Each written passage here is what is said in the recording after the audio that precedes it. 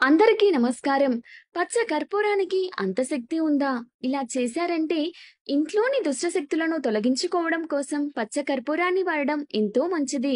పచ్చ కర్పూరం నుండి వచ్చే సువాసన ద్వారా ఇంట్లో లక్ష్మీదేవి నివాసం ఉంటుందని ఆధ్యాత్మిక పండితులు సూచిస్తున్నారు. దేవుని పటాల ముందు, ముఖ్యంగా లక్ష్మీదేవి పటం ముందు గాజు పాత్రలో నీటిని పోసి అందులో పచ్చ కర్పూరాన్ని వేసి పసుపు చిటికెడు చేర్చి ఉంచాలి.